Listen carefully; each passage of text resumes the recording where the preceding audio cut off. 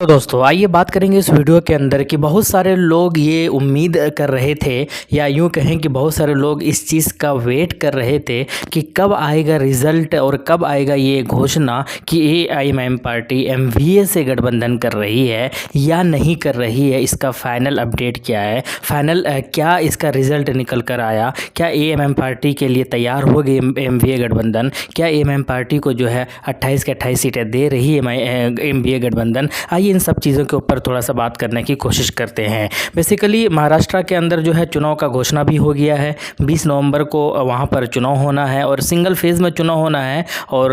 23 नवंबर को रिज़ल्ट भी आने हैं। इसके साथ जो है झारखंड के अंदर भी चुनाव का घोषणा हो चुका है, वहाँ पर 2 फेज़ में चुनाव है और उसका भी परिणाम जो है वो 23 नवंबर को ही आना है। लेकिन हम बात कर रहे हैं एआईएमआईएम पार्टी के सियासी सफ़र का, हम बात कर रहे हैं एआईएमआईएम पार्टी के इक्वेशन का कि किस तरीके से वो इक्वेशन तैयार कर रही है महाराष्ट्र के अंदर। इनका ये मंशा था, ये चाहते थे कि बीजेपी को महाराष्ट्र से हटा सके, बीजेपी को महाराष्ट्र से जो है वो खदेड़ सके और इसी वजह से उन्होंने जो है हाथ भी बढ़ाया था एमवीए गठबंधन की तरफ। और उनका ये कहना था, एमआईएम पार्टी का ये कहना था, इम्तियाज़ जलील साहब का ये कहना था कि भाई आओ साथ मिलकर चुनाव लड़ते हैं, 20-25 सीटें हमें दे दो और या फिर आकर बात तो करो, आमने सामने बैठकर बात करते हैं और उसके बाद जो है साथ मिलकर जो है वोटों का बिखराव ना हो, साथ मिलकर चुनाव लड़ते हैं और हम लोग पूरे शिद्दत के साथ चुनाव लड़ते हैं, ताकत के साथ चुनाव लड़ते हैं और यहाँ से बीजेपी को हराते हैं। और इनमें से जो है बहुत हद तक कुछ लोगों ने इस चीज़ को माना भी, एक्सेप्ट भी किया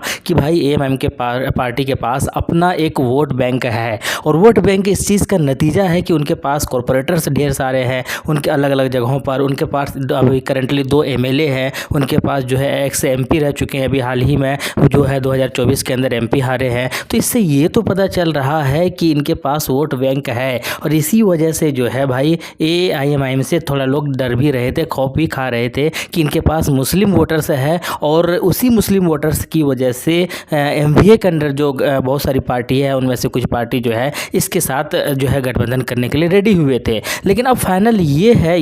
ये चीज़ें हैं कि एमवीए के अंदर जो बहुत सारे दल है उन्हीं दल में से जो है कुछ का ये कहना है कि हम एएमआईएम पार्टी को शामिल नहीं कर सकते क्योंकि हमारे पास मुस्लिम रहनुमा ऑलरेडी मौजूद है, यानी मुस्लिम वोटर्स तो हमारे पास ऑलरेडी उनको प्रभावित करने वाले ऑलरेडी जो है नेता है, तो भाई हम एएमआईएम को क्यों शामिल करें। और फिर नाम क्या दे रहे हैं, नाम ये दे रहे हैं कि मुस्लिम वोटर्स को सपोर्ट करने के लिए, मुस्लिम वोटर्स को अपनी ओर खींचने के लिए जो है वो अबू आसिम आज़मी जैसे पार्टी में यानी कि गठबंधन के अंदर जो है उनकी पार्टी मौजूद है। और अबू आसिम आज़मी, मज़े की बात है, वो किस पार्टी से ताल्लुक़ रखते हैं तो वो सपा से रखते हैं। दूसरी बात, अबू आसिम आज़मी खुद कहते हैं कि हम एमवीए के अंदर जो है एएमआईएम पार्टी को शामिल करना गलत होगा। अब वो यूँ कहते हैं कि इसलिए गलत होगा क्योंकि ओवैसी और एएमआईएम की जो पार्टी है वो उनका जो एक अलग छवि है, उनके पास कोई मुस्लिम जो है वोटर्स नहीं है। लेकिन मज़े की बात यह है भाई, आप जिस चीज़ का हवाला दे रहे हैं कि एएमआईएम को शामिल नहीं करना चाहिए,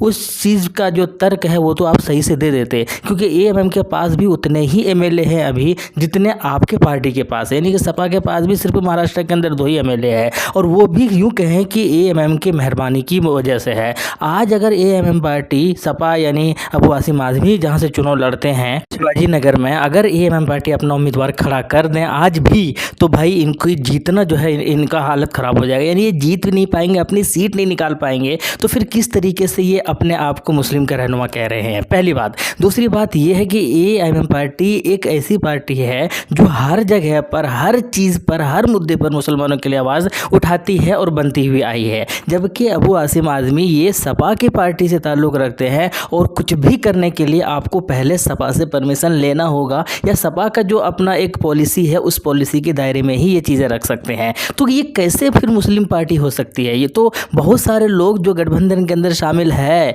वो कहते हैं कि हमारे पास मुस्लिम जो है पार्टी है तो हम एएमआईएम को क्यों शामिल करें। उनको ये समझ ही नहीं है, उनको ये पता ही नहीं है कि भाई मुस्लिम पार्टी वो नहीं है, मुस्लिम पार्टी आपका एएमआईएम पार्टी, हालांकि मुस्लिम के लिए भी नहीं है, लेकिन मुस्लिम वोटर्स को सबसे ज़्यादा अभी प्रभावित करने वाली जो पार्टी है महाराष्ट्र के अंदर और वो एएमआईएम पार्टी है। तो फिर सपा की इस बात पर या अबू आसिम की इस बात पर बाकी लोग कैसे एग्री हो रहे हैं, ये समझ से परे है। तीसरी बात ये है कि जैसे जैसे चुनाव होते हैं या जहाँ जहाँ चुनाव होते हैं तो वहाँ पर होता ये है कि भाई जो है इमरान प्रतापगढ़ी कांग्रेस की तरफ से और अबू आसिम आज़मी सपा की तरफ से, या फिर एक दो नेता और मुस्लिम जो चेहरा है वो जो है सब कोई अपना अपना जो इनको भेज देते हैं। और फिर ये लोग क्या करते हैं, जहाँ जहाँ एमआईएम पार्टी चुनाव लड़ती है वहाँ जाकर एमआईएम के खिलाफ अपना भाषण देते हैं। चाहे वो इमरान प्रतापगढ़ी की बात हो, चाहे अबू आसिम आज़मी की बात हो, चाहे उत्तर प्रदेश की बात हो, चाहे गुजरात की बात हो, चाहे बिहार की बात हो, हर जगह पर जाकर इमरान प्रतापगढ़ी क्या करते हैं, इनके खिलाफ जो है आवाज़ उठाते हैं। तो कुल मिलाकर एक साजिश ये है कि एएमएम पार्टी को जो है आगे ना आने दिया जाए,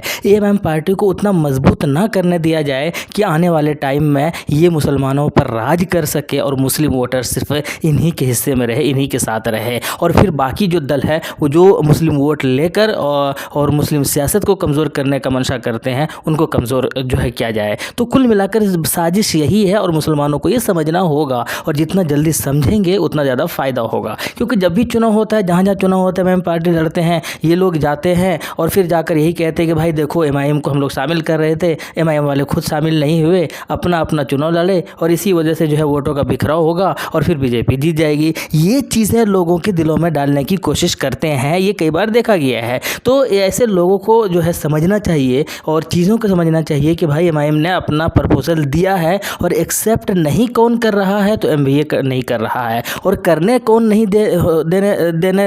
नहीं दे रहा है, तो वो ये है अबू आसिम आज़मी जैसे लोग नहीं होने दे रहा है। ये कह रहा है कि उनको ज़रूरत ही नहीं है, हम लोग सफिशिएंट काफ़ी है, जबकि ये काफ़ी नहीं है। और अगर ऐसा होगा, इस बार होना भी चाहिए, बहुत सारे लोगों का ये डिमांड है कि अबू आसिम आज़मी के सामने जो है एएमआईएम अपना उम्मीदवार उतारना चाहिए अगर गठबंधन के अंदर शामिल ना हो। अगर एमआईएम ऐसा करती है, अबू आसिम आज़मी के सामने अपना उम्मीदवार उतारती है, तो फिर जो भैया अबू आसिम आज़मी अपना टिकट निकाल लेगा, अपना सीट निकाल ले, तो बहुत बड़ी बात होगी। नहीं निकाल पाएगा, बहुत सारे लोगों का ये कहना है। हालांकि आने वाले वक्त में क्या होगा ये तो खैर देखेंगे। इसके बाद बात करते हैं कि महाराष्ट्र के अंदर 12% मुस्लिम आबादी है, और इसको अगर कैलकुलेट करें विधानसभा में तो लगभग 45 विधानसभा ऐसे हैं जहां पर मुस्लिम का अच्छी खासी आबादी है, मुस्लिम अच्छे सारे वोटर्स हैं, और वो डिसाइडिंग फैक्टर बनते हैं, और मुस्लिम ही ये तय करती है कि किनको जिताना है या किनको हराना है। तो आप समझ सकते हैं कि 45 में से अगर एएमएम पार्टी 30 सीटों पर या 40 सीटों पर भी चुनाव लड़ती है और उनमें से 15-20 सीटों पर भी जीत हासिल करती है, जो कि करेगी इस बार, ऐसा लग रहा है और ऐसा रुझान भी तय हो रहा है।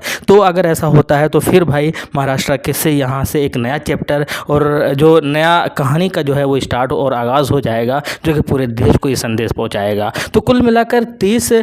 सीटों पर फिलहाल सुनने में आ रहा है, सोर्सेज से पता चला है कि 30 सीटों पर प्लान बनाया है एमआईएम पार्टी ने कि 30 सीट पर ही हमारी अच्छी तैयारी है और 30 सीट पर ही जो है चुनाव लड़ेंगे। अब ये देखते हैं कि घोषणा भी ऑफिशियली नहीं हुआ है, हालांकि जो लिस्ट बनाकर प्रपोजल दिया था एमवीए गठबंधन को, तो उसमें 28 जो है विधानसभा सीटों का जो है तज़किरा था। 5 सीटों पर घोषणा ऑलरेडी एमआईएम पार्टी ने कर चुका है, और ये 5 सीटें वहाँ पर क्या हुआ है जहाँ पर 30% से ज़्यादा जो है मुस्लिम वोटर्स है। तो कुल मिलाकर एक अच्छा मूव तो है एमआईएम पार्टी का। अब ये भी तय है कि एमवीए जो है एमआईएम पार्टी के साथ गठबंधन जो है वो बिल्कुल नहीं करने वाली है, ये बात भी तय हो चुका है। अगर करना होता तो अब तक जो है चीज़ें हरी झंडी आ चुकी होती। लेकिन कुल मिलाकर बहुत सारे लोग, हालांकि उस गठबंधन के अंदर जो 10-12